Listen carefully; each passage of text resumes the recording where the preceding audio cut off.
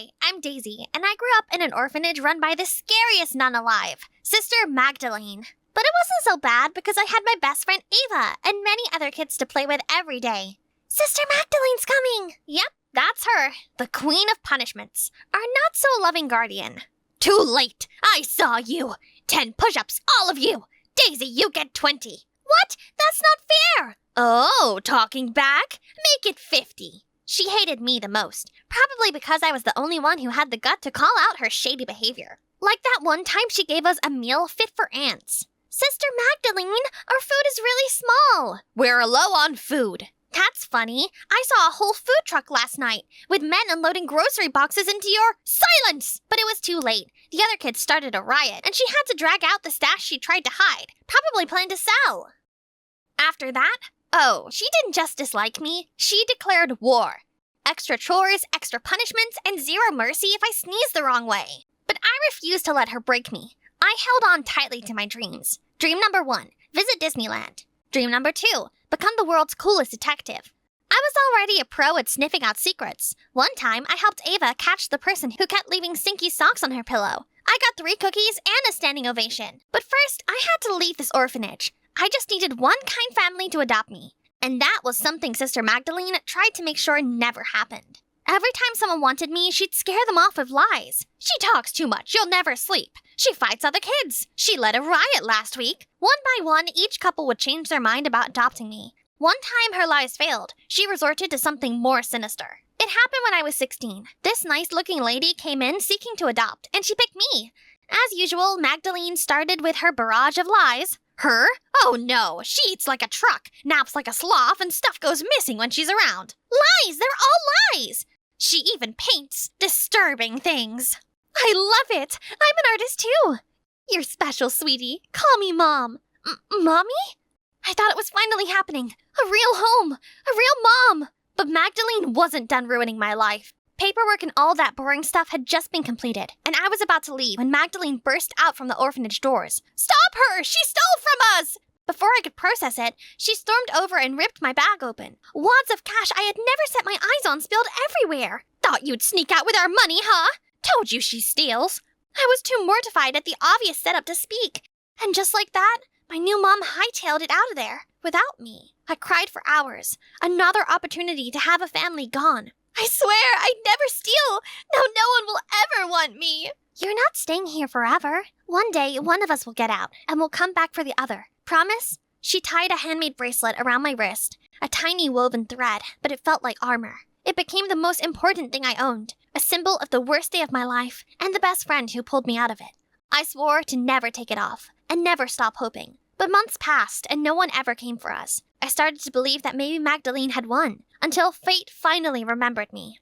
I was on an errand to get leftovers from a nearby restaurant for the orphanage dogs, when I stumbled into a scene. Mr. Hensley, the kind restaurant owner who sometimes fed us for free, was in trouble. This is outrageous! A cockroach in my meal! I demand compensation or he's getting arrested and shut down! Sir, you could be facing serious health violation charges. What? That's impossible! We run a clean kitchen! This must be a mistake!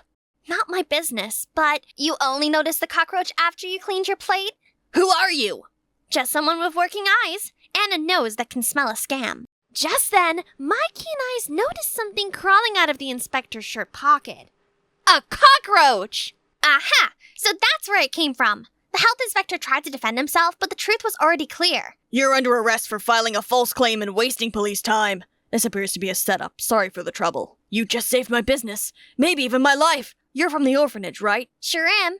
I thought that was the end of it. I had no idea my kindness would change my life. The next day, Mr. Hensley showed up with his wife at the orphanage. I thought maybe I was in trouble, but instead, Daisy saved my husband yesterday. We're ready to do whatever it takes to adopt her. I caught a glimpse of Sister Magdalene clenching her jaw, her face tight with fury. I knew right away that this adoption plan was doomed. She told them I was a sleepwalker, allergic to pets, that I once bit a kid, said I talked too much, caused trouble, always finding fault. All lies. I didn't even bother defending myself. But to my shock, they didn't care. We still want her. Her courage deeply moved us. And just like that, ladies and gentlemen, I got adopted. A room all to myself. No more sharing with 100 other kids. Just as I was happily enjoying this newfound joy, I was suddenly startled by a strange young man right in front of me. So, You're the charity case they brought home. Nice to meet you. Apparently, they left out the fact that I never agreed to this adoption. So maybe... Watch your back. Yes, they mentioned having a son my age. What they didn't mention was that he had the attitude of a grumpy old lady. 2 weeks in, and I realized grumpy old lady didn't even begin to describe Derek. His parents, my new parents, were amazing, but he was the devil in a teenager's body. He set up pranks to make me quit staying here. From pouring dye in my shampoo to turn my hair pink, to hiding a frog in my food, and even gluing the doorknob to my hand. Did he really think those childish tricks would make me give up? Especially after everything I've been through to get this chance? I thought I could handle the antics of one rebellious boy, but then things started going too far, and I couldn't take it anymore. Our parents were working all night at the restaurant, and I was home alone with a total jerk, trying to focus on my entrance exams, until he decided to cause trouble. What kind of crap are you reading? Give me that! Or what? I stretched out my hand to get in, and in turn, Derek pulled off my friendship bracelet. Give me my bracelet back! Oh, is the bracelet more important than the book? Give it back to me! It's too late. And just like that, Derek tore my bracelet apart. You had no right! That was the only thing I had of my friend! Go back to her. She must be dying without you. I was more ready to knock out a tooth or two to teach him some manners. Get ready to eat porridge for a year! But just as I was about to land my punch, our parents rushed in. Daisy, Derek, enough! You see what you adopted? She's violent! He destroyed my bracelet! It meant the world to me! Derek suddenly turned away, not saying another word. His back was shrouded in sadness. I'm the one who's being bullied, not him! Daisy, calm down. I'll go talk to him. Injustice struck me once again, and I couldn't hold back any longer as tears began to flow. There's something you should know about Derek. We should have told you earlier. What? That he's the devil's apprentice? No, sweetheart. He had a sister, Emily. She meant everything to him. They were inseparable. She passed away 2 years ago, and when we talked about adopting you, he accused us of trying to replace her. Oh my God! He's not angry at you. He's scared. Scared to let anyone in. Scared to forget her. Derek's tantrums finally made sense, but he had everything wrong. Later that evening, he came by to mutter some half-hearted apology for the bracelet. I'm not trying to replace your sister, Derek. I know I couldn't if I tried. I just want maybe a small room in your heart. He didn't say anything then, but that was the last time he ever pulled one of his stunts on me. And yet, like a never-ending soap opera, trouble burst out from another direction. Another allegation of rats in my kitchen. False again! But this time they're shutting down the restaurant! First it was cockroaches, now rats. Someone had it out for our family, and it was working. Bad reviews kept rolling in. Customers disappeared. Bills stacked up. Eviction letters followed. We were one step away from losing everything. We have to find out who's framing you. I've solved tough mysteries at the orphanage. Just give me the green light. Daisy, this is not some missing cat case. It could get dangerous. They told me not to worry, but I couldn't sit by and watch my new family fall apart. I had a hunch who was behind it all. It was time for a little Detective Daisy action. But I couldn't do it alone. I needed someone to team up with me for this plan. I need your help. Remember the guy who accused Dad of putting a cockroach in the rice? I think he's behind all of this. The health inspector? Exactly. He planted that roach, and now I think he's back for round 2. We need to confront him. All right, I'm in. But this doesn't make us friends. Fine by me. First, we track him down, find out what he's really up to, and then we expose him. And just like that, we sprang into action. Derek was all over his laptop, typing like mad, hunting down any lead he could find. The moment we had something, a few scraps of info and a blurry photo of the shady guy, we hit the streets, determined to uncover the truth. Surprisingly, tracking him down was the easy part, but everything was not as it seemed. You again? What do you want now? Leave me alone! We will, right after you admit you've been sabotaging our restaurant. Confess, or we will report you for misconduct. But I haven't stepped near your restaurant since that day! I swear! Mr. Caldwell is the... Mr. Cardwell? Who's that? Dad's rival. Owns the fancy restaurant 2 blocks down. Perfect. Let's go get him to confess. Hold up. He's rich. Connected. We need solid proof.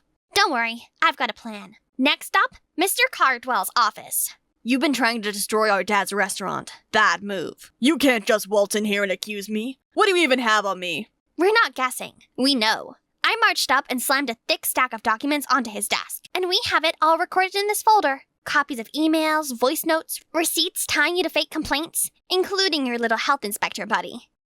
And, just so you know, a few officers already know we're here. Try anything funny, you're finished. Mr. Caldwell was sweating bullets at this point. Bingo. So, what do you want? Money? We don't want your dirty money. We want you to clear our restaurant's name or we will press charges. We got a recorded confession and a signed document. We spared him jail, but he couldn't escape public disgrace as we streamed his confession live. That night, our whole family sat together to watch Cardwell's confession broadcast on TV.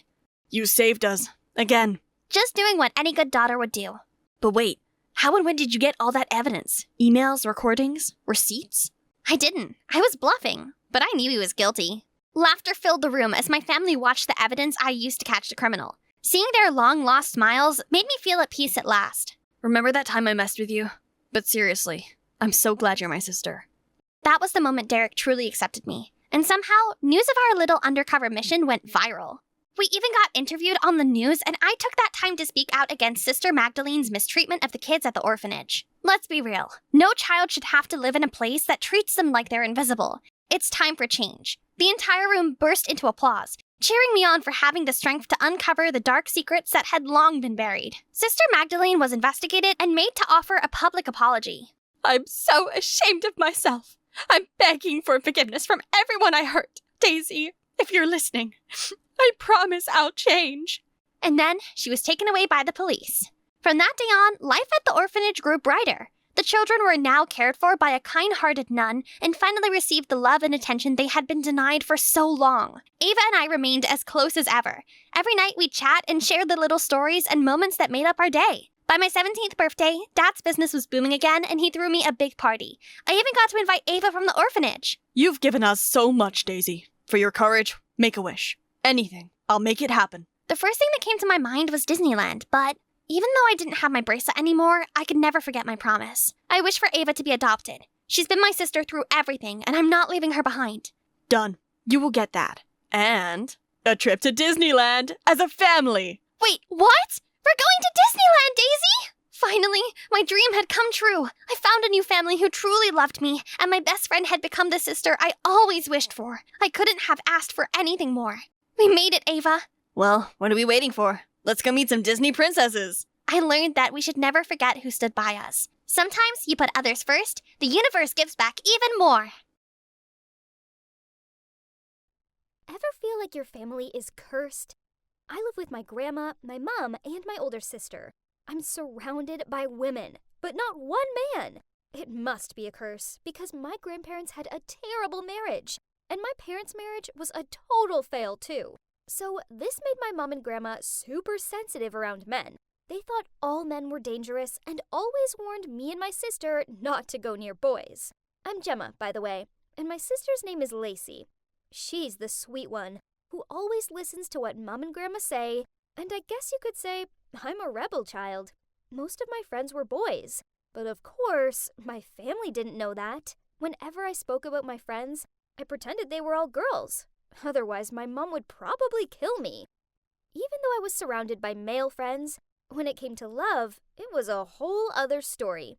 I was actually quite shy about it all. Maybe my mom and grandma really had rubbed off on me, because whenever a boy told me he liked me, I didn't believe him. One time, in middle school though, I almost believed this boy.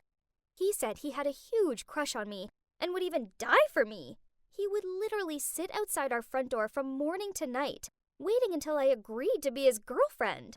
But he couldn't escape the wrath of my mom. When she caught him, she threw a bucket of water at him, and he immediately ran away. Clearly, he wouldn't die for me then.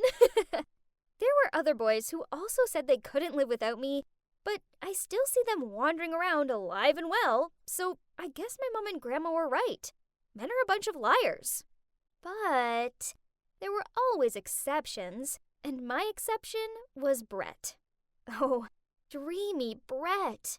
I met him in a record store, and we both went to grab the same record at exactly the same time. I was smitten from first glance. All those warnings about boys left my head, and I could barely see. My eyes had turned to heart emojis. The rest was history. We fell in love and became a couple, and eventually I plucked up the courage to bring him home. I bet no one could deny a cute guy like him, my grandma and mom included. Little did I know that I was just inviting him into the lion's den. As soon as he stepped into our house, he gave my grandma a hug and said, "You must be Gemma's mom. I can see where she gets her good looks." Then he turned to my mom and said, "Hi, Lacey. You're even prettier than in the photos." But then, of course, Lacey appeared, and the realization dawned on Brett's face and he laughed and said he hadn't expected me to have such a young and beautiful grandma and mom. My mom and grandma were trying hard to hide their amusement, and Brett just winked at me. Oh boy, he was cunning. In the middle of dinner, when Brett went to the bathroom, I noticed my mom and grandma grinning at each other. They were up to something. What if they'd put something in his food? I didn't trust them one bit and asked them what was going on. But they just smiled sweetly and said, "Nothing, sweetie pie." I took a bite of his mashed potato, and it was so salty. I asked them why they'd done it, and my grandma said, "We just want to see if he's a liar like all other men. Honey, let's see if he'll choose to be a polite or an honest man." When Brett came back, my grandma asked him if he liked her cooking, and he said, "It's delicious, thanks. I like that you don't hold back on the salt. Really brings out the natural flavors of the potato." Ha! That's my boy! Well done, Brett! My grandma and mom didn't end their pranks there, though. They were determined to make a fool of Brett. My mom asked him to help her get dessert from the fridge, and she put a fake plastic spider on top of the cake. She obviously wanted to frighten him, but he didn't fall for it. He just scooped it off and left it on the table. And then after dinner, my grandma asked if he wanted to join her for a post-dinner smoke, and he politely declined. It was clear they weren't going to find his weaknesses that easily. When we finished dinner, Lacey went up to her room. Shortly after, my grandma and mom suddenly said they heard someone was calling outside, so they stood up and came out to check. I could see their frustrated faces as they couldn't find any reason to forbid my love story with Brett, so they must be going out to discuss. I told Brett to wait in the kitchen while I went to eavesdrop on them, but as soon as I walked into the hallway, all the lights went off, and I heard someone kicking the door down. I was so panicked that I just uncontrollably screamed loudly and could not stop shaking, holding my head and screaming for help in panic. God, I could even hear a sound like a gun being loaded. We were about to be robbed? I just stood there, frozen in place. I was terrified. But then, I felt a hand on my shoulder and almost jumped out of my skin. But luckily, it was just Brett. He pulled me close to him while holding something like a candlestick holder. Then he was about to leave me there to face whomever caused this. But I was so scared that I just held him tight and started sobbing. Suddenly, the lights came back on. After being dazzled for a moment, I noticed my mom and grandma standing right there in front of me. My grandma shouted, "Who are you?" I didn't know what she was talking about, so I looked up at Brett and jumped. It wasn't Brett. It was some random guy. I ran towards my mom and said, "He's a robber. He has a gun." My grandma just laughed and said, "There are no robbers, silly. This was just a test for your boyfriend. We wanted to see how brave he was." Then my grandma jerked her head towards the kitchen, and there Brett was, cowering under the table. Really? How did my mom and grandma expect him to react in such a dangerous situation? Anyway, it's such an embarrassment when seeing him like that. But wait, who was this random guy? Suddenly he spoke and said, Actually, I'm Chris, Lacey's boyfriend." My mom and grandma looked so shocked. My mom screamed upstairs, "Lacey, get down here at once." Well, this was awkward. Turns out Chris and Lacey had been secretly dating for over a year. He even had a rope ladder that he used to climb into her room every weekend. I couldn't believe it. I glanced over at Lacey. This whole time, I thought this young lady was innocent and up there reading in her bedroom, when actually, she just pretended to be a true believer of whatever Mom and Grandma said and was sneaking around with a boyfriend behind all of our backs. Greater wisdom than me. Although, there was no denying that Chris was a good guy. As soon as the lights had gone out, he'd hidden Lacey in a corner and came down to investigate and take care of me without worrying about the danger of it all. Poor Brett. He hadn't passed this test, but I couldn't blame him. As for my mom and grandma, they were so shocked, they couldn't even speak. Lacey asked them to accept Chris and give them official permission to date, but my mom and grandma just ignored her and went to their rooms. After that, Chris was over a lot, but my mom and grandma treated him in the same way they'd done with Brett. always testing him. One night, they even did a quiz to see how intelligent he was. And they even sent fake messages to Lacey's phone, pretending to be another guy to see how jealous he'd get. But he didn't fall for it. Him and Lacey were a solid couple. Poor Chris and Brett. They couldn't catch a break. My mom and grandma constantly said Brett was a coward and Chris was sneaky, and they were so rude to them. I realized no man could ever please them.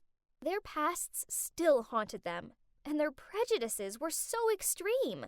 But no matter how much they hated our boyfriends, Lacey and I weren't going to give up.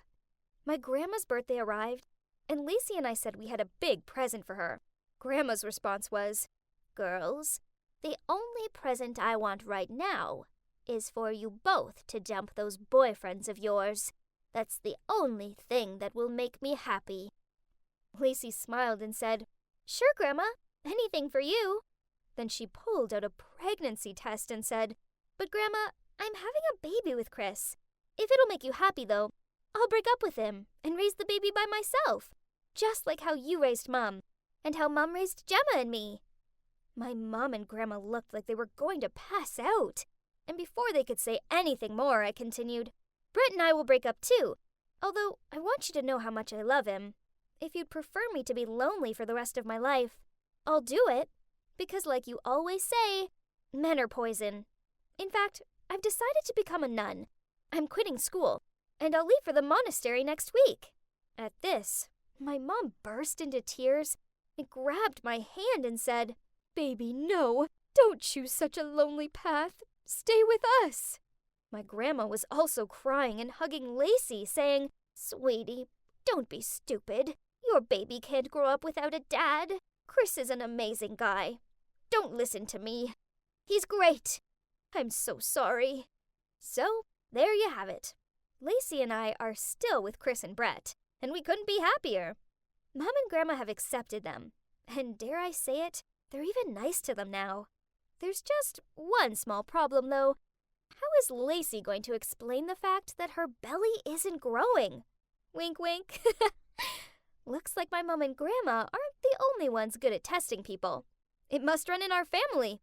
Wish us... Hey, I'm Henry, and I'm a 23-year-old from Hamburg. And I have one question. You must have heard of K-pop, right? So, any K-pop fans in the house? Of course, I'm one. To be specific, I am an ARMY, a true BTS stan. Oh, and for those who don't know, stan is slang for when you're a big fan of something. Anyway, I can proudly say I'm obsessed with K-pop, and it's such a fun journey, right? But not everyone gets it. In fact, this is my story about how people treated me for being a fanboy, and it gets pretty dramatic. So, people always think that we like K-pop just because the idols are good-looking. But no, that's not only it. Seriously, I bet those who hate K-pop haven't even given it a proper listen. So you K-pop haters, just hear me out. And I'll start by tracing all the way back to the beginning of that life-changing moment when I first discovered K-pop. It all started when my classmate Chrissy was watching this music video called Dope during recess. I got curious and joined her. And oh boy, I never seen something so incredible before. The camera work, the choreography, it was unreal. I couldn't get the song out of my head, and the video was so much fun to watch. They didn't need hot girls nor supercars to make it eye-catching. It's pure talent only. After that, I started to listen to more K-pop and became a multi-stan, but BTS is always my one true love. I love them, and I wouldn't mind sharing all about it on my Instagram, which also helps me make friends with a lot of other ARMY from all around the world. Mostly girls, but a lot of guys too. And they often message me saying how much they admire me for being so open about my love for K-pop. They say they wish they had the same courage I did, since a lot of them got made fun of for liking Korean male artists. How ridiculous is that? It's 2021. We can like who we like, and we shouldn't have to keep quiet about our passions. However, I totally understood how they felt. I've been there, and it was rough. One time in high school, I'd been so excited to show Chrissy my new BTS album. We were screaming and squealing as I carefully flipped through each page as if it was my most prized possession, when some jock walked by with his crew and snatched it out of my hand. Then he said, "What is this tween magazine? Didn't they all have plastic surgery, right?" Then another guy said, "Why do you like these guys? Are you gay or something?" Then they all walked off laughing. I was so angry I wanted to kick them so far off the earth, even Google wouldn't be able to find him. But I couldn't do anything. They were way bigger than me and would crush me into a pulp if I even tried. So I came up with a better idea. I started going to the gym. I wanted to be buff like Jungkook. Then I wouldn't be afraid of any losers picking on me and my boys anymore. Oh, and by the way, I'm not gay. That's just another thing us fanboys have to deal with. There's nothing wrong with being gay, but just assuming I am because I like K-pop is silly. K-pop is for anyone and everyone. Anyway, after high school, things were looking up as people in college were less nosy. We'd all grown up, and you won't believe how muscular I'd become. Girls started showing interest in me, but there was only one girl I had eyes for. Her name was Kayla, and she was so cute. However, there was just one tiny problem. And by tiny, I mean huge. She didn't like K-pop. Once when we were studying, she sat closer to me and asked with a smile, "What are you listening to?" Then she took one side of my earphones. "What is this? Some kind of chanting?" Then she just went back to reading with a disgusted look on her face. What? That was my bias. Rap Monster was spitting fire. I didn't know she was that tasteless, but I let it slide this time, since I didn't want to make a big deal out of it in the library. After that, things got worse, and her hatred for K-pop became more obvious. Every time I talked about it, she rolled her eyes and changed the subject. And when the new music videos came out, and I couldn't wait to show her, she'd just scroll on her phone and ignore it. Other than that, she was always so sweet, and so we kept on dating. But we shouldn't have. One time, we were hanging out at the mall, and it was a pretty special day for me as it was BTS's debut anniversary. I was so excited and had even worn my BTS crossbody bag with a Koya keychain to complete the look. I thought I looked cool, but Kayla burst out laughing when she saw me and said, "OMG, did you borrow your sister's bag or something?" I tried to explain to her and said, "No, it's mine, and this is my baby Koya." But she just cut me off and rolled her eyes, as she said we'd be late for the movies. She kinda killed my vibe, but it was BTS day, so I wouldn't let anything ruin it. We were lining up to buy popcorn when I felt someone tap me on the shoulder. "Excuse me, I couldn't help noticing your Koya. Are you perhaps an ARMY?" I finished his sentence with a scream. We were both excited. We basically talked in gibberish that probably only ARMY could understand. Turns out J-Hope was his bias, and his name was Craig. Then he even gifted me some photo cards he'd just printed out. I was so immersed in the conversation with him, I forgot Kayla was even there, until Craig said to her, "Oh, hey, who's your bias? I might have some cards for you too." Kayla looked offended and said, "You guys are sick. What a pair of losers. I've had enough of this K-pop stuff." Then she stormed off. We were left stunned, but oh well. If she couldn't respect my hobby and love me for who I am, then fine. Good riddance, Kayla. After that, Craig and I went to a cafe to talk everything BTS, and until this day, we're still good friends, and I'm grateful he saved me from dating that awful girl any longer. After that relationship, I gave my love life a bit of a break, as I was busy with streaming music videos, voting for BTS on award shows, and catching up with all of their content, on top of studying. I was perfectly happy living my little fanboy life without any girl, but then one day, everything changed. I was on the bus to class, because I wasn't feeling well enough to drive after a white night watching BTS's livestream. I must have dozed off because the next moment I woke up and I was leaning on some girl's shoulder. I quickly apologized to her and she just giggled. Then I took a proper look and oh my gosh, I've never met such a beautiful girl in my life. She was like a mixture of all 4 members of Blackpink. Luckily, I was smart enough to ask her for her number and offered to buy her a drink to make up for almost drooling on her shoulder. After class, we met at a Starbucks and immediately hit it off. Her name was Clara, and she was so smart and pretty. I gotta make her mine. So I decided to change my tactic a little. I would wait a bit before telling her I was a fanboy. And instead, I focused on finding out more about her first and making it clear I really liked her. Then, when the right time came, I'd share with her my passion for K-pop. Pretty soon we got quite serious and did everything together, and I finally felt the moment had come. I was driving her home and decided to put my K-pop playlist on. To my surprise, she looked interested and asked what it was.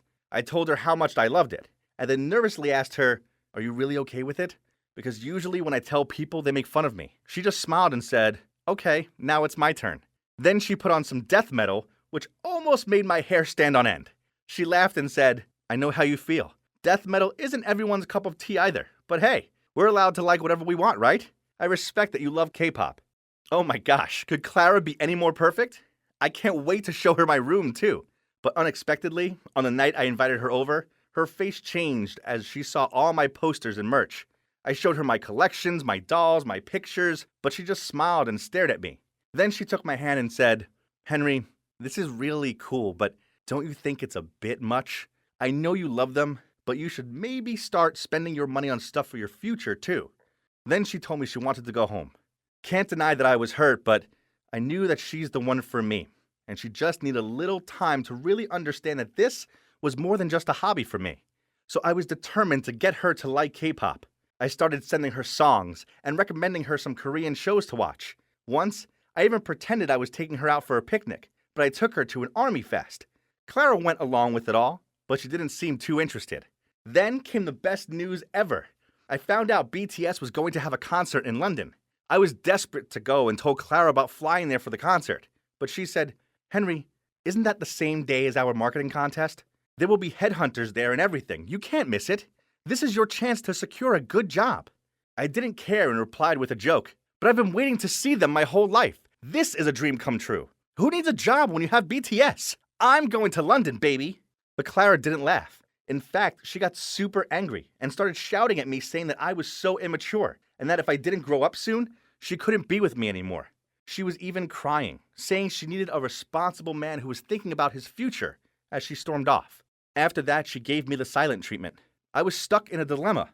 It was my biggest dream to see BTS live, but why did this feel so wrong? I decided to wait a few days to think it all through, and eventually I realized there would be other concerts, right? I really couldn't skip the contest. I mean, how else would I support BTS without money? I did need a job. So even though it broke my fanboy heart, I told Clara I'd skip the concert this time and go to the contest. Clara immediately grinned and said, "Really? I'm so proud of you, Henry." Then she gave me a big kiss, and I reminded myself this was all worth it.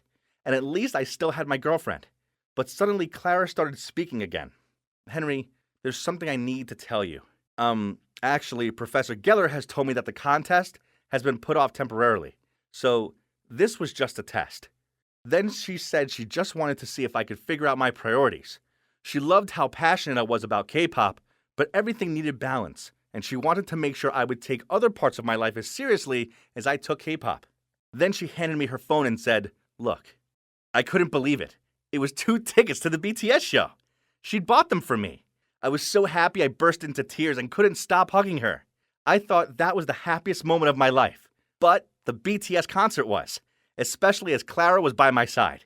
We're currently still together, and guess what? She even biases Jin now. She's seriously the perfect girl for me, and I can't wait to spend my life with her. If in 2031 you ever see a family of 4 screaming their heads off at a BTS concert, chances are it's me and Clara and our future kids. Don't be shy. Come say hi. Hey, I'm Aiden. I'm 17, and everyone views me as a babe magnet. I can't help it. I'm just irresistible to the ladies. This is something I'm proud of. I mean, come on. Being able to win over any girl I like? Now that's an achievement, right? I don't blame the ladies. I find myself irresistible too. I'm good looking, rich, and I can charm the birds out of the trees. If I could date myself, I would. Yes, I like to flirt with pretty girls, but I've been single for a while now. Out of choice. It's simple. Girls are too complicated. They start off all sweet and innocent, but then a few months down the line, they turn into possessive psychos, checking my phone, accusing me of cheating on them, and sulking when I hang out with my friends instead of watching some dumb rom-com with them. I believe that when a relationship turns this sour, then there's no saving it. However, my last ex, Mona, was almost impossible to end things with. When I told her I didn't want to be with her anymore, she went crazy. 355 missed calls later, and 1,026 unanswered messages, and she seemed to get the hint. Moreover, she started some rumor around school that I'd got her pregnant. I was abandoning her and my unborn child. An afternoon spent explaining to the principal that Mona was lying wasn't my idea of fun. Mona needed stopping, so I called on my trusted best friend Gary for help. Oh, I didn't tell you about Gary. He isn't just a friend. He's my sidekick. Whenever I needed him, he showed up without question and did everything I asked of him. Gary is a shy guy and kinda goofy, so maybe that's why he likes to be friends with a shrewd boy like me. On this occasion, I passed him a cop outfit and instructed him to go to Mona's house. I hid behind the fence and watched as she answered the door to him. She didn't recognize him. Instead, she totally freaked out when he told her if she continued to slander me, she'd have to accompany him to the station. She burst into tears and promised she wouldn't lie ever again. Then one day, Gary came to me and said he needed my help. "Sure, bud. Anything you need." He said He had a crush on this girl, but he didn't know what to do to get her info. Ooh, my boy started to love, huh? Easy. Just leave it to me. The next day, we went to the mall, and he showed me this girl. Turns out she's some cutie that works in a clothing store. Summer break had just begun, so I had the perfect plan to help my bro get the girl. I told him to apply for a part-time job there, but he instantly refused, saying he was far too nervous to do that. So the next day, I went to the store and showed the boss my CV and asked for a job, but he said there were no vacancies. Suddenly, a guy who worked there came over to us and resigned. Bingo, I got the job. Yeah, I had to pay this guy 2 months' wages in exchange for quitting, but, well, all for my bro. I had nothing but money. Anyway, first step, done. So I started the job, and all of the girls who worked there instantly flocked around me. As I said before, I'm a babe magnet. Well, all apart from that girl Gary likes, she didn't seem to care. I did find out her name, though. It was Helen.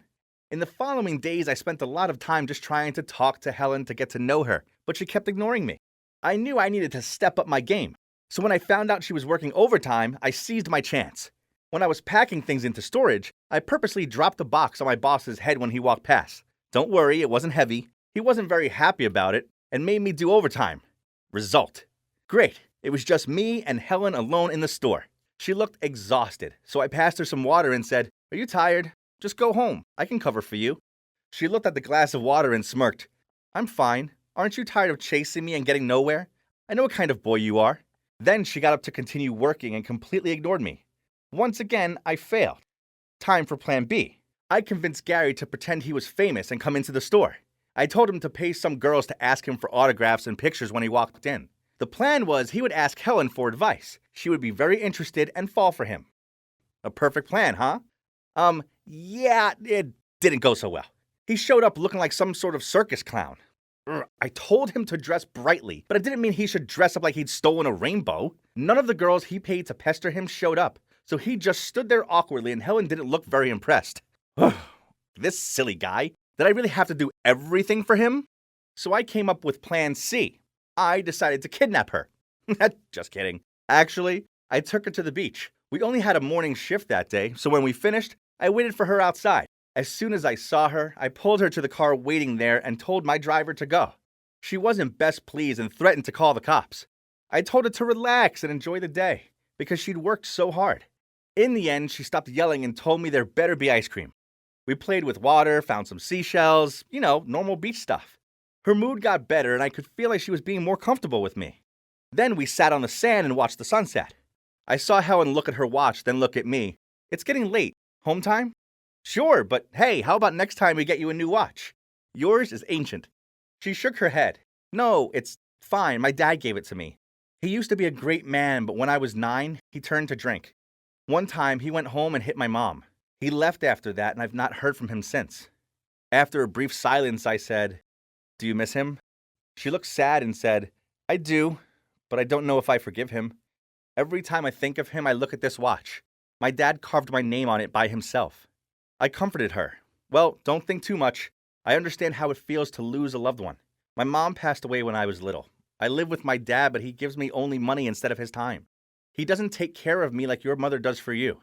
I looked at her and she gave me a sympathetic look back. I suddenly felt my heart skip a beat. Helen was such a sweet girl. But no, I reminded myself I was doing this for Gary. So we stood up and went home. I got my driver to drop her off at her house, and in doing so, I found out where she lives. To get to her house, we had to pass a really long and dark alley. So I came up with a great idea. I'd pay guys to pretend to be thugs, then Gary could show up and rescue her. The hero and damsel in distress. Old, but gold. The day of the fake thug attack came and I hid behind the dumpster. I saw Helen coming and then the 2 thugs showed up. Hang on, who were these guys? These weren't the guys I'd hired. Suddenly, Gary rushed to save Helen. Oh no, he didn't know they were real thugs. I watched him being tackled to the ground. I'm too good looking for fighting, but on this occasion, I had to make an exception. So I jumped out and karate kicked the bad guys. That's when my hired thugs showed up and helped me out.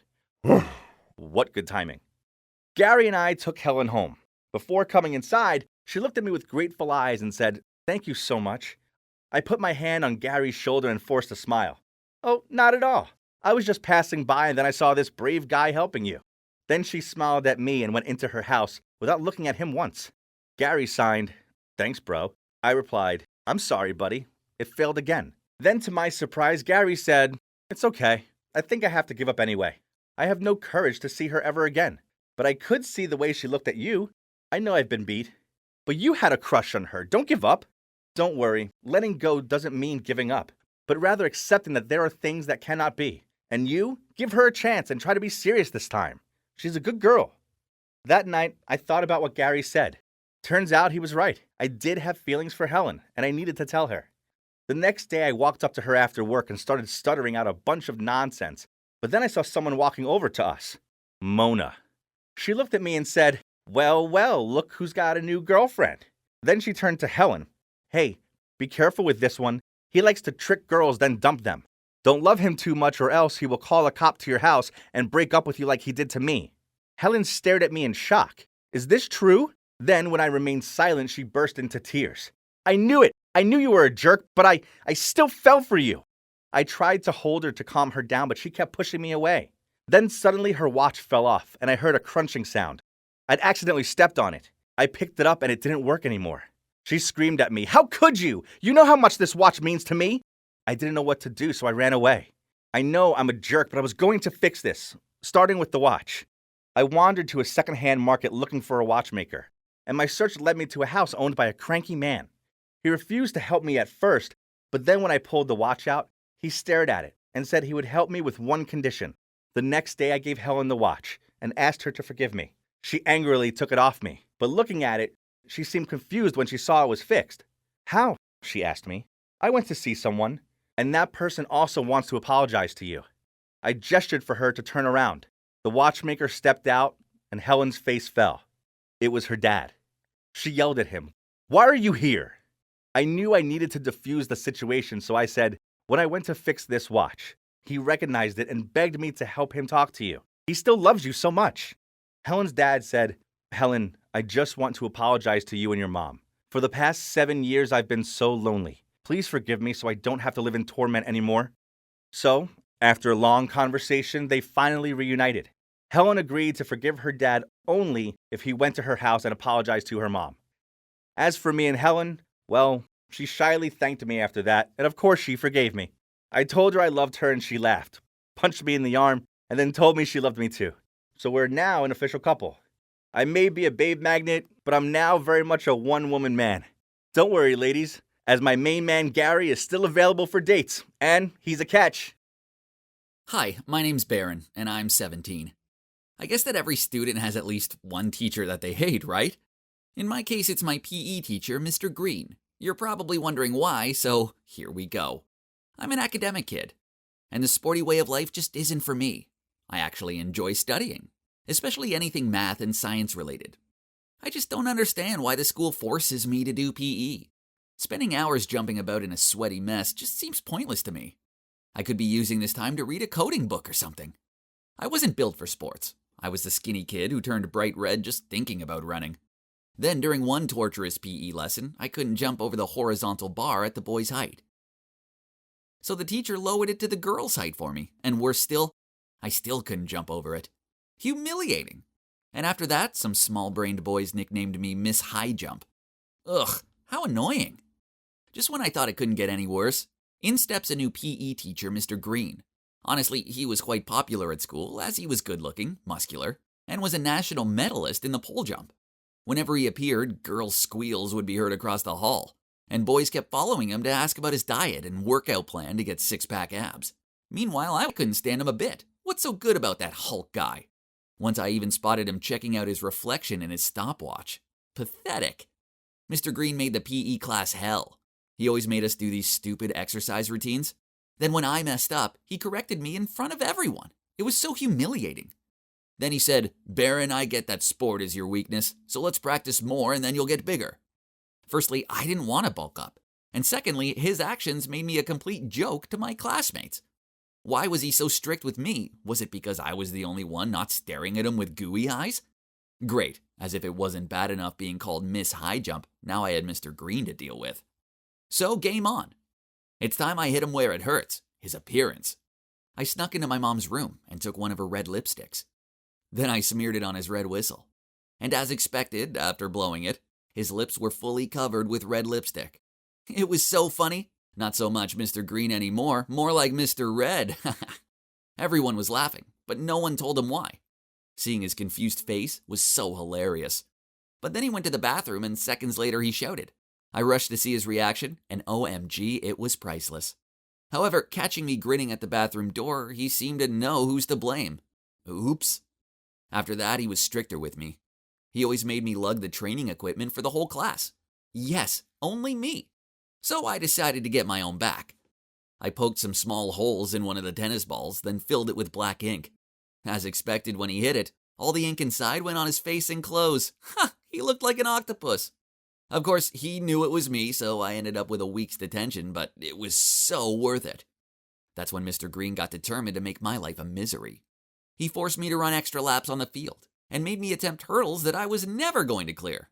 And then he just smirked at me and said something like, "Well, young Baron, practice makes perfect." The feud between us was endless. However, I soon had something much more important to care about. There was a new girl in my class called Susie, and oh boy was she pretty. It was love at first sight, but unfortunately, I wasn't alone in liking her.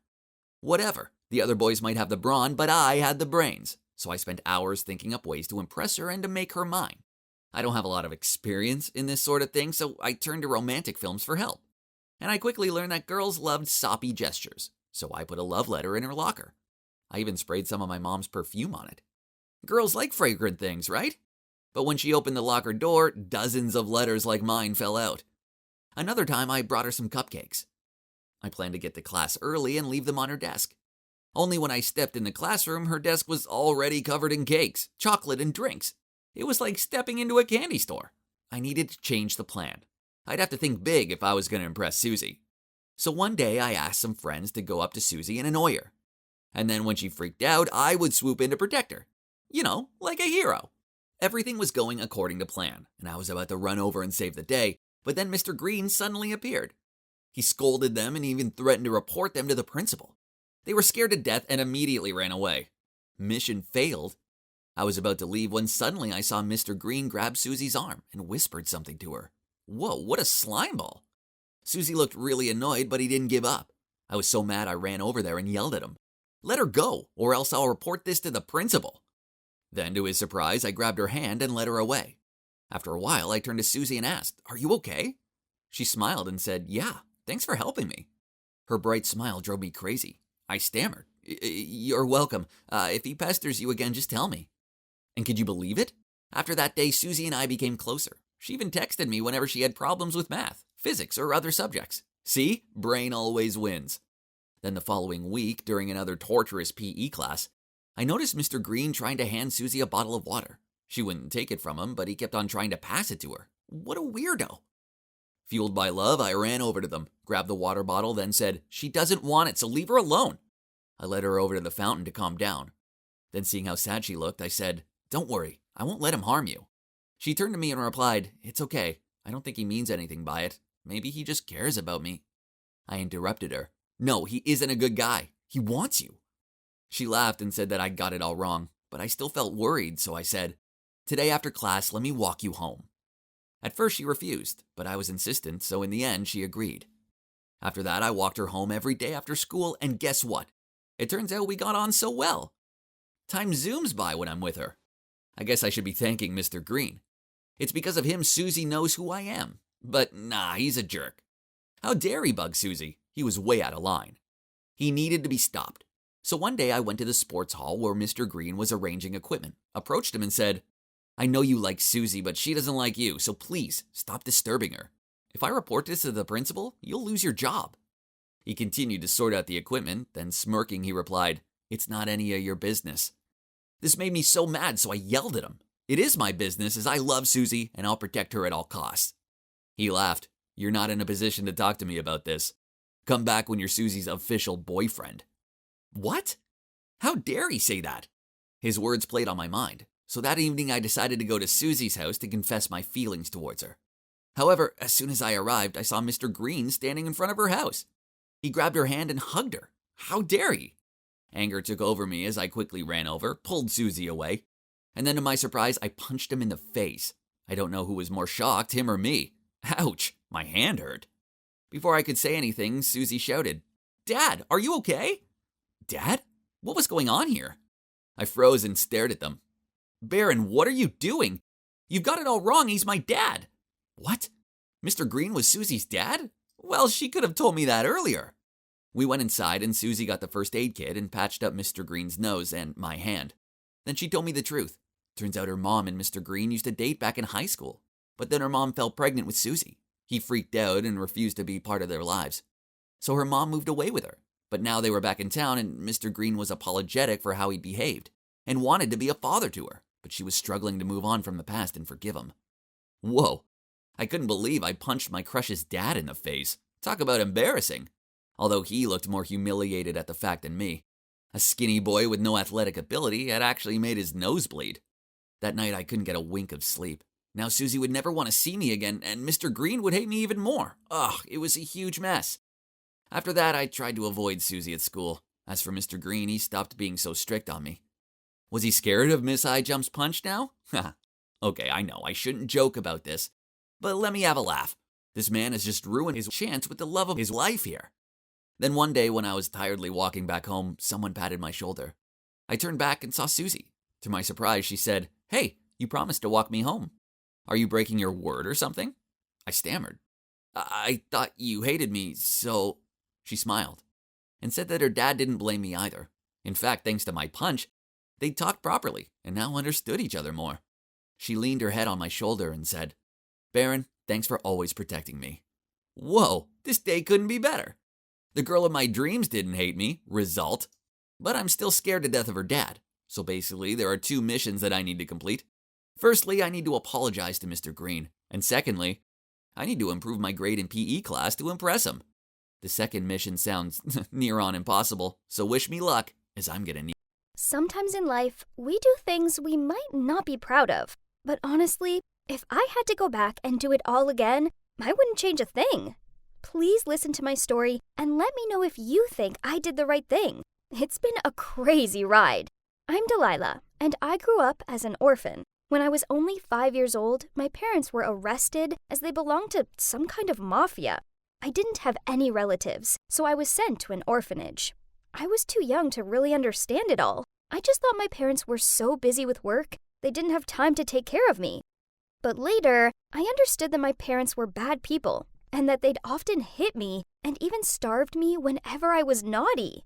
Over the next 4 years, I was adopted by 3 different families. The first 2 didn't end so well, so they sent me back. But the third family was really nice. Unfortunately, luck wasn't on our side, though. There was a car accident. I was lucky enough to survive, but my adoptive parents didn't make it. I was devastated and got sent back to the orphanage. I didn't understand why I was so unlucky. It really felt like the universe was punishing me. Years passed by and no other families adopted me. So as soon as I turned 18, I left and decided to start on my own. But it wasn't easy. I'd had no real education and I couldn't find a decent job. I did a lot of random jobs, like pizza deliveries, handing out flyers on the streets, and working in a supermarket for a bit too. The money was never enough, though. I hate to admit this, but sometimes I stole groceries from work. However, one time I got caught, and of course, they fired me. That sucked. How would I be able to make it to tomorrow with $2 in my wallet now? I vented out with my coworker Casey about how miserable my life would be without that job. Then Casey just smirked at me and said she knew another way I could make some money. She said it was just a one-time thing and it would be risky, but the money would be enough to last me for years. I was eager to hear more, but you won't believe what it was. The job was to kidnap the daughter of a rich family and then demand ransom. Casey said all I had to do was take care of the kid for a few days in an abandoned warehouse, and when the parents paid the ransom, they'd send the kid back, and I'd be free to go with all the money. I mean, it sounded easy, right? It's not like I was actually kidnapping her. I was just taking care of her for a few days. More like a babysitter, so nothing could go wrong, right? The little girl was called Lisa, and she was just 2 years old. Her parents, Mr. and Mrs. Taylor, were well-known, and they were stinkin' rich. The plan was actually so simple. Every Sunday, her nanny took her to the playground, and so that's where she'd be kidnapped from. You're probably wondering if it worked out. Well, I'm not in jail right now, so there you have it. I was waiting in the warehouse and they delivered Lisa to me. Now, all we have to do is wait. The warehouse was pretty shabby, but it had enough to survive. And at first, Lisa cried a lot, and I seriously couldn't get her to stop. I tried playing her Baby Shark on YouTube. Believe it or not, it worked, and she stopped immediately. Later that night, though, Casey called and said Lisa's parents refused to pay and that the police were involved. Oh my gosh! So now what? They couldn't just leave me here with this random kid. The only option Casey could think of was that me and Lisa should hide out at Casey's grandparents' farm for a couple of years. That's when the case died down and everyone had forgotten about it. We could just leave Lisa outside a police station. This was insane! But what choice did I have? Lisa's face was now plastered on every newspaper and webpage.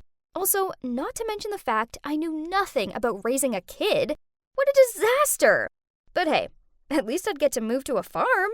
So the next morning, Casey's cousin, who drives vegetables from the farm to the city, picked us up and drove us safely to the farm. It was perfect, because Casey's grandparents didn't own a TV or the internet, so they knew nothing about the missing kid. Casey told them I was a single mom and had nowhere else to live, so they warmly welcomed us and said in return I could help them out on the farm. Those first few weeks were torture. Lisa was so naughty. Every time I fed her, she'd throw her food around. And once, she threw a hot bowl of soup over my head. After that, I was tempted to let her starve. I couldn't handle it. To be honest, I hated her. I regretted so bad getting involved in this mess every time I saw her face. But then one night, she was lying on the bed and I was impressed. She'd finally chilled out. I went to wake her up to take her down for dinner, and she was on fire! I started panicking and went to find a thermometer, and her temp was 39 degrees Celsius. I had to get her fever down. I asked Casey's grandparents to help me buy some medicine for her. I was seriously panicking because she was shaking now. I just picked her up and held her in my arms, and I realized I would protect this little girl no matter what. She looked so innocent, and I actually felt my heart open up to her. We must have fallen asleep because I suddenly woke up an hour or so later and was relieved to see her body temp was back to normal. After that, I felt closer to Lisa. And honestly, she was pretty cute. Soon, I was sewing her little dresses and cooking her favorite foods. We actually had so much in common. We both loved mac and cheese, hated carrots, and were addicted to chocolate.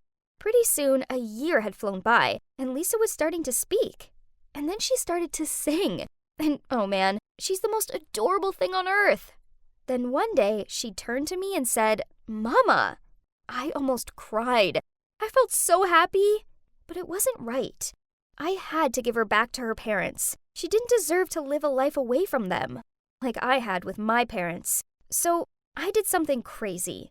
I saw Lisa's parents were looking for a part-time maid, so I used a fake name and applied for the job. I wanted to see if it was safe to take Lisa back without getting caught, but it was immediately clear that something wasn't right. It was like they didn't even miss her. I mean, imagine if your child had been kidnapped. Surely you'd be crying a lot, right? This family was different. All they seemed to do was work. It was so easy to sneak around their house. They left for work at 9 a.m. every morning and would only come back at 7 p.m. The only one I had to be careful of was Mrs. Garcia, the housekeeper. One day, I was searching for Lisa's room to see if I could get some of her toys, but I couldn't find it anywhere. There wasn't a single room that looked like it belonged to a 2-year-old. Had they seriously already packed up her room? Just given up hope? So, I decided to search the basement, and jackpot! I found a box full of toys. But that's not the only thing that was there. There was a crumpled up photo, too. I got curious and unfolded it, and saw a little girl in the photo. I froze.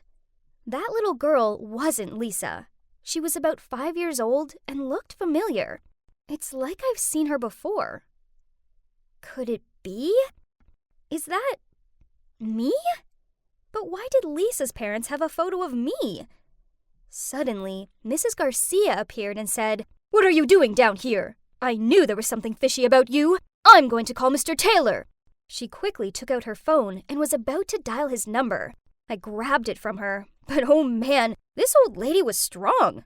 We were fighting over her phone, and then she let it go.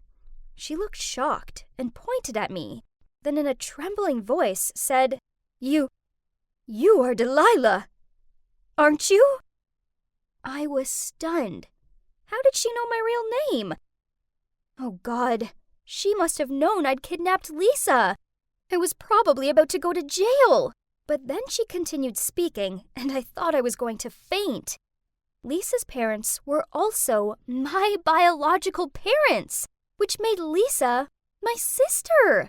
Mrs. Garcia had recognized me because she saw the scar on my arm, which she said I'd got from falling out of a tree. She'd worked for my family since before I was even born. But then she said something that shocked me even more. Don't come back to this family, Delilah. Please, it's for your own good. If you stay, you'll be in danger like poor little Lisa. They didn't care about her at all. They often left her starving, and then she got kidnapped. They haven't even bothered to look for her. They're cruel and heartless, and all they care about is money. Having a kid was just part of the cover-up for them and their illegal business. I really hope Lisa is in a safe place now. Anything is better than this family. Oh my God. This was seriously crazy. After all these years, I'd finally found my parents. But deep down, I knew Mrs. Garcia was right. If Lisa and I came back, our lives would be hell.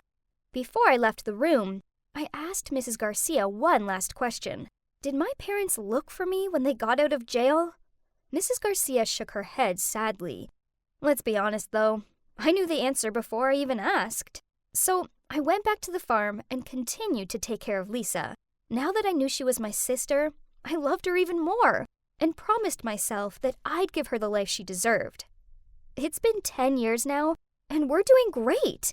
Our parents did do a bit of searching for Lisa, but only for like a month. Then they gave up. Mrs. Garcia had been right. They didn't care about Lisa or me. When it felt safe, Lisa and I moved to Canada. I started to work in a few different places and even took some classes. Turns out, I have a passion for plants, and I can thank my time on the farm for that. So I opened a small plant shop, and the business is going so well. Lisa is my motivation. She's the reason I work so hard and keep fighting for our lives. And now we're happier than we've ever been. When Lisa turns 18, I'm going to tell her everything. But for now, I'll let her think our parents aren't evil people and that they're just busy working in another country. So, what do you think? Would you agree I did the right thing? I think I did. Family. They're complicated. Right. I used to think my family was happy as can be. Nope. Just like when a water balloon gets too big and then explodes, Mom and Dad split up just after one big, fat, dumb fight. After that, my dad moved out. Me and my little sis Katie were given a hard choice. One of us would stay here with Mom, and the other would go live with Dad and his new girlfriend, Zara. Katie's really sweet, kind, and sensitive, so I didn't think uprooting her life and making her live with some new stepmommy would be a good idea. I'm a big bro. Protecting my little sis is what I do best. So when it was settled, Katie stayed with Mom, and I moved in with Dad and Zara. Fast forward a few months, and Mom fell in love with some dude named Glenn and married him. I wasn't sure about Glenn. I'd only met him a couple of times, but he seemed too smug for my liking. Anyway, back to Dad's, it turns out my life with them was a breeze. They let me go out when I wanted, barely made me do any house chores. Instead, Zara was not a mean person. She treated me like family. And for my 16th birthday, she even suggested my dad to surprise me with my very own car. Ha, happy days. But there was one snag. From my sis's messages, I sensed things weren't quite so rosy with her. So I went around to show her my new car. Well, really this was just an excuse to go and check things out. I strolled into the house to find Katie emptying the dishwasher. She was crying. I mean, I know house chores suck, but they weren't bad enough to bring someone to tears. Something was up. I made her a drink, and we both sat down and talked. She told me that it was Glenn. He didn't like her and kept getting her into trouble. Katie said, he always considered me as a thorn in his eyes because he wanted Mom to spend full time with him. He demanded that I do all the house chores, and then when Mom got home from work, he'd say he did them. If I tried to question him on this, he'd get me into trouble by telling lies to Mom about me. Such as one time he said I cursed at him and stole $20 from his wallet. I didn't like the sound of this, so I asked her, "Have you tried telling Mom what's going on?" She nodded her head and blubbed out, "Yes, she says I'm just lazy and jealous." I replied, "Sounds like Mom's blinded by love. Don't worry, sis, she'll come around and see sense soon." She sniffed back tears and said, "I hope so, Rory, as things really suck here." I told her to let me know the next time Glenn did anything sneaky. Whoa, turns out this guy likes to play dirty. A few days later, he switched the cooking oil for whiskey, so when Mom started the cooking, the whole thing went up in flames. Then Glenn rushed to the rescue and blamed Katie, saying he'd seen her holding the whiskey bottle last night, but presumed she was just trying to sneak some. Then he told Mom that Katie had insisted he cook her steak, so the prank must have been meant for him. Mom instantly believed him over Katie, and punished her by making her miss her school dance and having to do house chores instead. Poor Katie, she was so upset. But then a week later, sneaky Glenn struck again. This time Katie saw him switching Mom's diet mayo for the full fat stuff. Katie rushed to get Mom to catch him red-handed, but when she arrived, she saw him spreading diet mayo in her bagel. Mom shouted at Katie for saying untrue things about her stepdad and grounded her again. This sucked. My sis was the sweetest girl, and she doesn't deserve this. Not to mention the fact that some of these pranks sound dangerous. Well, not so much the mayo one, but the fire one could have ended so badly. This Glenn dude needed to stop with the games, and it was about time I showed him that no one messes with my little sis. So I suggested we switch things up for a couple weeks. Katie would go and live with Dad and get to know Zara, and I'd go and live with Mom and get to know Glenn. It's clear Glenn knew he couldn't mess with me, so for the first week he stayed out of my way. I used this time to refuel, relax, enjoy Mom's cooking, and plot my revenge. When the second week arrived, I was ready to make Glenn's life a misery. Tough lucky, Glenny boy. Mom was working extra hard as Glenn had lost his job. So, being the good son I am, I drove her to the grocery store. Mom was so happy with my help, and she promised to make my favorite omelet. When we got home, Mom called Glenn to come and help carry the bags inside. He tried to impress her by carrying them all at once, but one of them split open and groceries went everywhere, including the box of eggs. Oops! Mom was furious and shouted at him. "That's what you get for trying to show off and be a strong man. Now I can't have an omelet for my dinner, and I was looking forward to that." Haha, seeing his dumbfounded expression was so funny. Yep, I cut a hole into the bottom of the bag so that would happen. I wasn't finished with him yet, no chance. So in the next few days, when Mom left super early for work, I poured cornflakes everywhere, threw dirty laundry onto the floor, put the dog bowl on top of the couch, and stomped around in my dirty sneakers.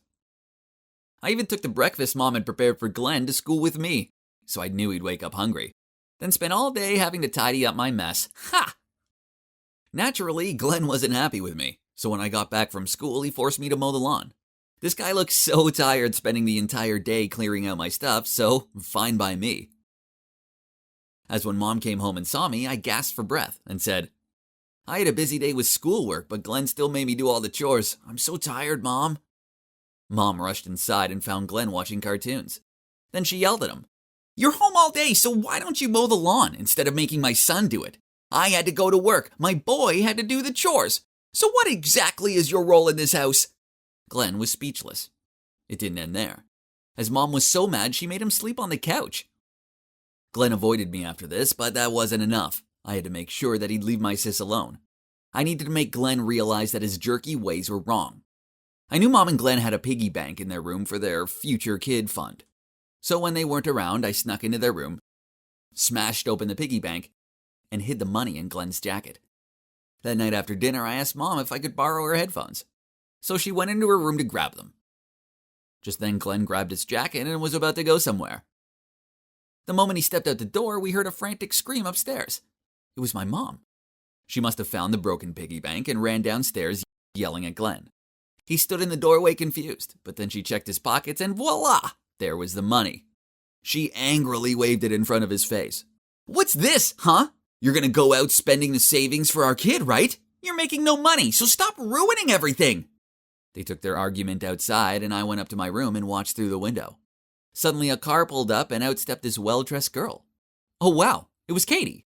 She ran over to Mom and hugged her. Then, Dad and Zara appeared. Turns out Katie had had a great time at Dad's. Zara had always wanted a daughter, so when Katie came, She was so happy and had taken her shopping, got her hair done, and spoiled her. When Mom looked at her own daughter having a better life with her stepmom, I was pretty sure she realized how bad she was. I could see her ashamed face. I rushed downstairs and greeted my sis. Then I turned to Mom and said, "Mom, you should care for Katie more. You see, Glenn even treated me badly. You don't know how hard he was with her. We love you, so please trust Katie like you trust me." Then I turned to Glenn. "You're her husband, but it doesn't mean you can replace us in our mom's heart. Mommies always love their children best. Don't be childish and try to separate them or I'll come back." I winked at him. "Yeah, okay," he grunted. Then he turned to Katie and said, "I'm sorry, Katie. What do you say to us starting again?" Katie smiled sweetly and said, "Okay, I'd like that." It looks like I'd saved the day. Now Glenn knew that if he ever messed with Katie again, then I'd be back. After that, Mom still made Glenn do all the chores, but Katie, being the sweet girl that she is, helped him out with them. As for me, I went back to life at Dad's. I went around there more often to check on Katie and give Mom a lift to the grocery store. And Katie even came around for barbecues and to have a girly pamper session with Zara. So in the end, everything worked out, and now we're one big, crazy, dysfunctional family. But hey, as long as everyone's happy and doesn't try to mess with my little sis, then it's all good. Hey guys, I want to tell you about my most memorable summer. It involves a parent-free house, the girl of my dreams, and my little bro Silas's massive secret. Actually, Silas doesn't want me telling you about it, but this story is too fun to keep it for ourselves. So stay tuned, let me tell you what happened. Imagine the scene. I'm there eating corn dogs when my parents announce they're going away on vacation for their 20th wedding anniversary. That means I'll be home alone all week long in our big farmhouse surrounded by vast fields. Sounds great, right? But wait, it got even better when my childhood friends who had now lived in another city were also back in town for the summer vacation. Of course, my parents let me invite them over to stay while they're away. That's how close our families were. Oh God, I haven't seen Carl in over a year. And his sister Ellie too. Yep, I wouldn't say that I had the biggest crush on my best friend's sister, but there's that. Anyway, this was gonna be my summer paradise. But you know, man proposes, God disposes. It turns out my parents weren't taking Silas with them because they thought I was old enough to look after my little brother. Ugh, what a bummer. How was I meant to impress Ellie when I had a whining kid to care for? I needed to think fast. So as soon as we waved our parents off, I passed my PS4 to him and said, "Silas, you can play on it, but only if you promise to do as I ask and stay out of my way." Of course, he agreed. I mean, what 8-year-old boy wouldn't want to play Fortnite? I checked on him now and then and gave him juice and snacks. Other than that, I had plenty of time to spend hanging out with Carl and Ellie. Things were going well for the first few days, and nothing beats being around your best bud and your crush all day long. Whoa, I just couldn't take my eyes off Ellie. She seemed to have gotten even more beautiful. Then, on one evening, we were sitting outside, stargazing. It was so romantic, especially when Carl thought it was dull and left us to go to bed first. I was about to do the whole yawn and stretch out my arm to wrap around her shoulders trick when Silas appeared and squeezed in between us. I glared at him and through gritted teeth asked him what he wanted. He just shrugged and said, "Edward, I'm bored of that game now. I want ice cream." Ellie laughed, then led him off to get some. What? How dare that little dweeb ruin my smooth moves? What a buzzkill! I needed to come up with a new trick to handle this annoying kid. So, the next morning, I told Silas that if he wanted to download a new game of his choice, he needed to go into the field and find a corn cob with exactly 200 seeds on it. He looked like he was going to cry, but he went off to the field. Oh, how smart I am, sending my little brother on a wild goose chase. I expected him to give up after a few hours, but nope. He was out there searching for it all day. He even managed to drag Carl along to help him. In the end, he still had to leave empty-handed. Anyway, I have to thank my stupid brother for helping me to have such a good afternoon with Ellie. That night, we all sat together in the living room and told creepy ghost stories. I hoped Ellie would freak out so much she nestled into my lap for protection. So I told him about the empty house up the road, which was also our family's property. My grandparents used to live there, but now it had been abandoned for over 40 years. There were plenty of rumors about it being haunted. One farmer said he saw a ghostly woman by the window, but she vanished into thin air. And someone else said they saw a spooky figure float out of the house and chase after them. Ellie chuckled, then said, "Ooh, spooky. We should go and check it out." What? This wasn't what I had in mind. In fact, she didn't seem afraid at all. I didn't want to go in there. It was old and creepy, and just thinking about it freaked me out. Luckily for me, Silas strongly discouraged us by saying that he had heard someone crying in that house, and our parents didn't allow us to go there. And then, from nowhere, I felt the chilly wind blow over me with a whistle, which made my hair stand on end. And boom! The lights went out, leaving the whole room in darkness. Everyone was confused. What on earth was going on? I didn't want to die now, not when I haven't even told my crush my feelings yet. I was lost in terrifying thoughts when the lights came back on, and everyone else immediately bursted out laughing. OMG, I found myself sitting on Ellie's lap with my head between my hands. It turns out that my evil little brother was the one who turned the lights off as a prank. How humiliating. Oh well, at least Ellie changed her mind about wanting to check the house out. But then, over the next few days, weird things started happening. I went to grab a snack for my secret loot under my bed, but what's this? All of the Snickers bars had gone. It couldn't have been Silas, as he hated Snickers bars, right? Then we were watching a movie. Ellie started shivering, so being the awesome guy I am, I went to get a blanket for her, but huh? All of the blankets had gone? When I went back and told Carl and Ellie about it, Ellie said that was odd, as the other day she couldn't find her pajamas, and Carl's pack of Gatorade had vanished too. So, is there a real ghost in my house? As for my bro, he was acting like he was haunted. He barely talked anymore, and for 3 days in a row, at 6 p.m. on the dot, he disappeared out of the house for hours. This was so strange. I mean, that's the time slot for his favorite show, and he seriously wouldn't miss Adventure Time without a good reason. For me, it's great that Silas isn't at home, but since I'm the older brother, I still have to keep an eye on him, as Mom and Dad wouldn't have been best impressed if I'd lost him or something. That night, he mysteriously disappeared again. I was quite curious, so I went to look for Silas but couldn't find him anywhere. Panicked, I raced around the garden calling out his name. Finally, I felt a hand pounding on my shoulder. My heart was in my mouth. I turned around to see Silas standing there sweating. I shouted at him, "You can't just run off without saying a word! Where have you been?" But Silas calmly replied, "So what? It's my business, not yours." Then he ran straight inside. He gotta be kidding me. Okay, then if secrecy was the game he wanted to play, then I wouldn't mind being the detective either. I had to figure this out. So I gathered Ellie and Carl and came up with a genius plan. The next day at lunch, as planned, Silas entered the kitchen and everything was set. I placed an eye-catching candy-filled jar on the table, and as expected, Silas immediately picked up a handful and put them right in his mouth. Oh, just look at his happy face. He had no idea what I had in store for him. Right after that, we entered the room. Not wanting to get caught eating food on the sly, Silas quickly hid under the table. And of course, we pretended not to know he was there. Then I held up that candy jar and said, "Guys, guess what? I've ordered these pills online. It's the legendary invisible candy that makes it impossible for people to see me." Carl acted surprised. "Unbelievable! How did you get this? I heard it's such a hit that it was sold out everywhere." Then Ellie asked me how long we could disappear if we ate these candies. I replied, "I think if we just eat 4 to 5 candies, we can disappear for 45 minutes. We continued our skit, then I said I had to leave the candy jar here. So tomorrow we can try it and go out pranking everyone with our new superpower. I winked and everyone nodded.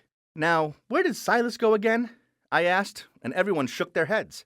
Then I picked up an apple and purposely dropped it on the floor, then immediately peered underneath the table to look for it while pretending not to see Silas down there.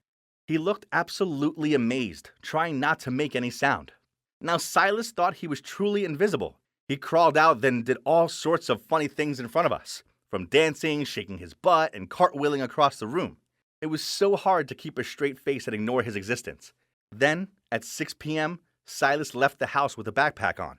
But because he thought he was invisible, he ran straight past us without hesitation, and didn't forget to stick his tongue out at me before leaving. This idiot. We followed him, and guess what? He went to the abandoned house. We hid behind a tree to watch, and suddenly the door creaked open. I was a little creeped out, so I clung to Ellie's arm. Someone ran over to him. A little girl. Oh no, was it a ghost? Ellie said, "OMG, she's in my clothes!" I looked closer and realized she wasn't a ghost, but in fact, was a real-life girl. So Silas hid that little girl in our abandoned house, and that's why he kept telling us over and over again not to come here. Since Silas thought that he was invisible, he kept running around her saying, "You can't see me, right?" He looked so funny as the little girl was too bewildered to understand anything. And right then we barged in shouting, "Gotcha!" Well. Look who's the big guy hiding his girlfriend here. I pulled out Silas's backpack, which was filled with Snickers bars and other missing items. Silas was shocked and sputtered, it's not what you think. The little girl burst into tears and said, I'm Sally. I got lost, so Silas helped me. Silas said that he had met Sally one day on the cornfield. She was alone and hungry, so he brought her here and took care of her. He didn't dare tell us because he was afraid that we would make fun of him. Oh, I didn't think that my usual foolish brother was able to do such a good thing. So I hugged them and said, I don't blame anyone, Silas. You did a very good job, and Sally, you will be safe here. Take her to our house and I will call someone for help. Fortunately, the police said that they were also looking for a missing child, and the next day, Sally was reunited with her parents. It turned out she was at a crowded train station when she ended up lost. Confused, she followed a man with the same shirt as her father, and that's how she ended up lost in our fields. Yeah, my brother is a bit annoying at times, but he's a good kid with a kind heart. Since then, we've grown closer, and I used my savings to reward my brother with a console of his very own.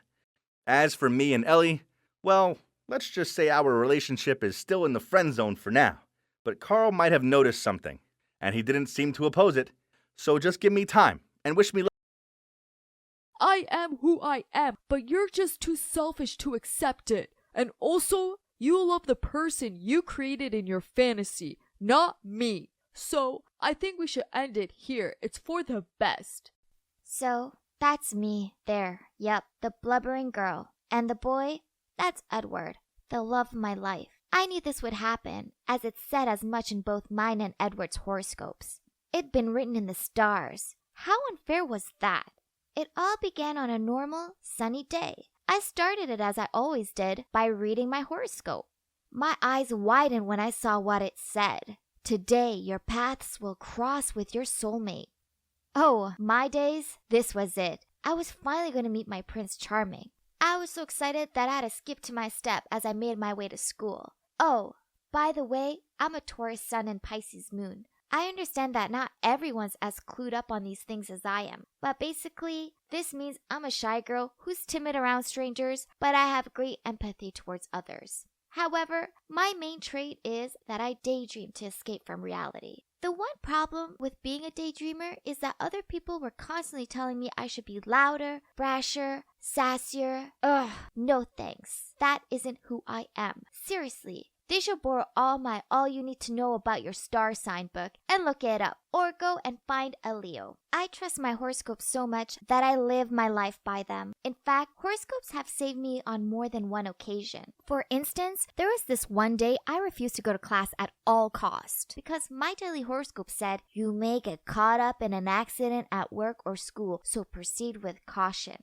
And you wouldn't believe what happened in science class. One of my classmates spilled acid all over the place. Luckily, no one was hurt, but still, thank God I wasn't there. Horoscopes are super important to me, but so is my love of Korean dramas, especially the romantic ones. Swoon. I always imagine all kinds of cute situations in which I find the love of my life who is as handsome, as funny, and caring as the male leads in the drama series. And that's why no guy I've seen ever met my expectations.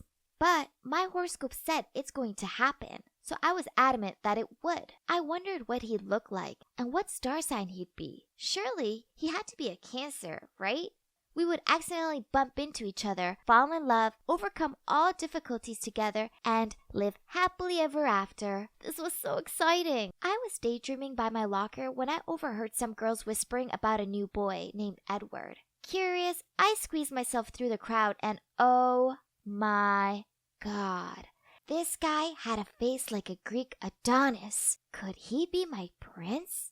There was only one way to know for sure. I needed to find out his star sign. But like I said, I'm a shy girl. So I was hardly going to go up to him and ask him for his date of birth, as he'd think I was a weirdo. I continued to daydream about my dilemma, and then bingo! I came up with an amazing, foolproof idea. See, being a Pisces has its serious perks. As he was new, his file would be at reception for Mrs. Shillington to sort out. I waited until the start of lunch break, as I knew it would be quieter around there then. Then, I sneaked over to her desk and scanned through Edward's file. What? He's an Aries, the total opposite of me. How could he be the one? As I walked away, I couldn't stop thinking. His rising moon sign must be Pisces or Cancer, or maybe something that matched mine. It was impossible to know for sure without knowing the exact time he was born. They should really make adding it to documents a legal requirement, as it's important. I was so lost in my thoughts that I bumped straight into someone. I looked up and mumbled out a sorry. Oh my days, it was Edward. This was it. Our paths had crossed. Soon he'd invite me for a walk across the beach. Then we'd kiss under the moonlight. Hey, are you okay? He stared at me, but I was too busy fantasizing to focus.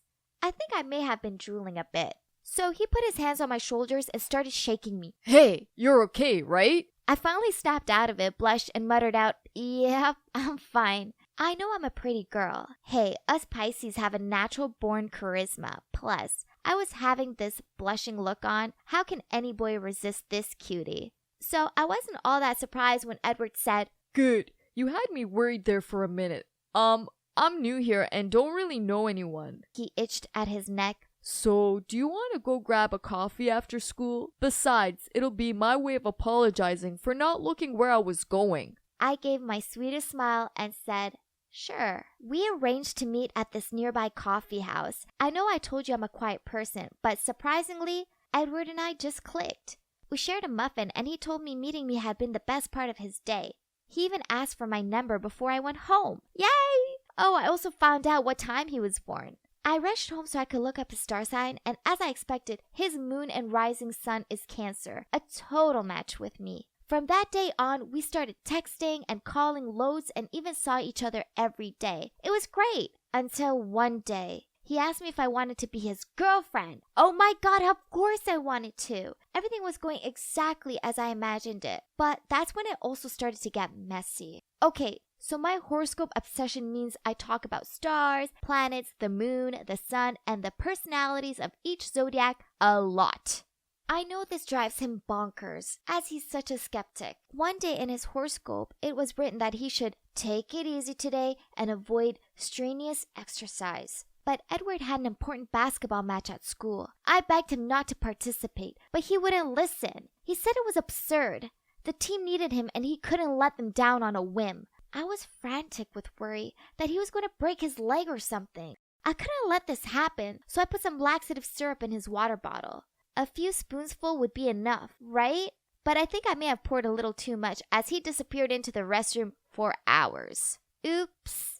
The team lost. But at least my boyfriend didn't have any broken bones, right? That's not all. It was vital to me that he made all sorts of romantic gestures, just like they did in the Korean dramas that I love. So I made him stand outside my house in the middle of the night, then call me to tell me to go by the window so he could see me because he missed me so much that he needed to see my face. This was so romantic, especially when it rained. Nothing's hotter than your boyfriend standing under the rain in front of your house. Although I thought it was totally normal, Edward didn't think so. He thought I was insane, and he ended up with a cold afterward. Then one morning, I checked our horoscopes and I stared at my phone screen in shock. We were gonna break up, and that's when I got a message from him. We need to talk. Meet you after school. Oh Jesus, this wasn't a good sign. Did he really want to end things between us? All day long, I played out different scenarios of us breaking up in my head. Talk about torture. By the time school ended, I just wanted to get this over with, then go home and cry into my pillow. Edward was super quiet. He couldn't even meet my eyes, and the look on his face was so serious. I thought to myself, oh no, this is really happening? Our breakup was inevitable, but that didn't mean he got to do it. Yeah, that's right. So as soon as he began to talk, I butted in and said, I'm sorry, Edward, but we need to break up. Edward looked confused. At first, he thought I was playing out one of the romantic scenes again. But then when he realized I wasn't, he asked why, and I replied, because our horoscope said so. Angrily, he replied, Alice, I was going to introduce you to my parents tonight because I love you. What? He wanted me to meet his parents and take our relationship to the next level? Stammering, I quickly tried to correct myself, but he didn't listen. You trust some garbage from the internet more than your own boyfriend. I am who I am, but you're just too selfish to accept it. And also, you love the person you created in your fantasy, not me. So I think we should end it here. It's for the best. Then he left me standing there alone in floods of tears. I couldn't stop thinking about Edward and how devastated he looked. Did I misread the horoscopes? Or maybe they were wrong?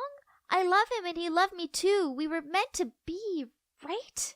Suddenly, I knew exactly what I needed to do. So the next evening, I went around to Edward's house. He answered the door and gave me a confused look. Alice, what are you doing here? I messed up and I'm so sorry. Please forgive me. He snorted. Is that so? What about if your horoscope tells you different tomorrow? Then what? It doesn't matter. I shook my head. I'm willing to make some changes. Why do you think I'm here? I'm ready to take the next step in our relationship and meet your family. I held a box of chocolates up. Does your mom like chocolates? At first, he was silent, but then he smiled and pulled me in for a hug. Yes, Alice. My mom loves chocolates, but I love you more. Phew. So, I got my boyfriend back and also met his family, who turns out are super nice. I try not to mention horoscopes too much, but I may have asked his sweet mom if she's a Libran. Yup, she is. I knew it. As for now, I'm still reading my horoscopes, but I'm not taking them quite as literal anymore. I've learned that the stars tell the possibility, not the truth. At the end of the day, everything that happens to me is based on my own decisions and actions, nothing else. Hey, horoscopes led me to find Edward, but they also almost caused me to lose him forever. And there's no way I'm making that mistake ever again.